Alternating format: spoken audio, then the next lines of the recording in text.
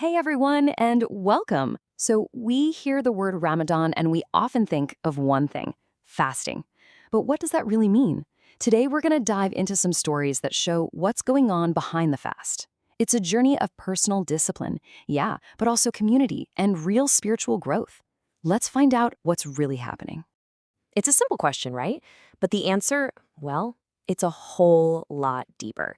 It's about so much more than just not eating or drinking from sunrise to sunset. It's a test, it's a lesson, and it's a way to kind of rediscover ourselves and our connection to each other. For some, like a young boy named Arfin on his very first fast, the answer starts with something really simple and personal, a battle of willpower against a very, very tempting samosa. And then for others, like an entire village called Nurpur, the answer unfolds on a much bigger stage. It reveals this really powerful lesson about empathy and what it actually means to look out for one another. So what is Ramadan, really? It's the ninth month of the Islamic calendar, and it's a super important time for millions of Muslims around the world. And yeah, it's best known for the fasting, or Psalm, but that's just one piece of the puzzle. It's also a time for a lot of prayer, deep reflection, and maybe most importantly, strengthening those community bonds. Let's start with that first, very personal challenge, that internal battle between your commitment and your cravings. For so many people, this is really where the spiritual journey of Ramadan kicks off. So meet Arfan. He's just woken up for the pre-dawn meal called suha, and he's decided he's going to do his very first fast.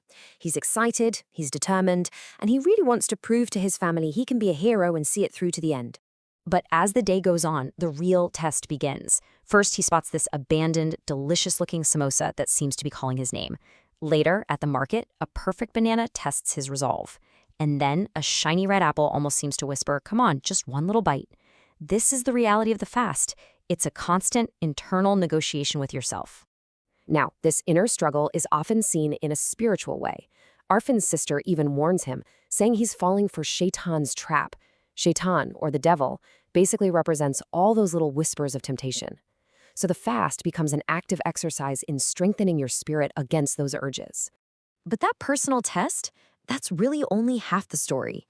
The hunger you feel is meant to build something much, much bigger than self-control. It's designed to create this powerful sense of communal responsibility. You can kind of think of it as two sides of the same coin. The individual's fast is a test of your personal willpower against those inner temptations. But the community's fast, that's a test of our collective empathy. It's about using that shared feeling of hunger to make sure that absolutely no one gets forgotten. And in the village of Nurpur, this lesson is about to play out for real. So picture this. The sun is setting and the air is just filled with the amazing smells of iftar, the meal that breaks the fast. You can imagine the sizzle of samosas and pakoras. There's this feeling of shared excitement everywhere. Everywhere, except for one house. In the home of a Hmong bibi, the oldest and most respected woman in the village, there's just silence. Her stove is cold. In all their own preparations, the villagers had completely forgotten about her. And at the mosque, the imam says something that just cuts right to the heart of it all. He reminds everyone, Ramadan isn't just about being hungry, it's about feeling the hunger of others. If you're fasting while your neighbor has nothing to eat, you've completely missed the point. And that's when it just clicks. Realizing their mistake, the villagers don't just feel guilty, they act. People start taking food from their own tables, samosas, fruits, juices, and they all walk together to Amang Bibi's home, turning her empty table into a feast. They didn't just hear the lesson, they went out and lived it. You see, this spirit of action, of turning empathy into actual help, that's the ultimate goal here. Fasting and feeling for others are the foundation, but the whole structure is built with good deeds. To make this idea really practical, some families use tools like a good deeds chart. We see this with two kids, Ali and Ayasha. The goal isn't just to avoid bad things, but to actively go out and do good things through simple, clear actions that build character day by day. And this is where it all comes together. The personal discipline learned from the fast, combined with that empathy for others, leads directly to action. Ali and Aisha decide to gather their toys and food to give to children who are less fortunate. This is the lesson in practice. All this intense focus brings up a really important question. What happens after the 30 days are over? The real goal is for the impact of Ramadan to stretch way beyond just the month itself.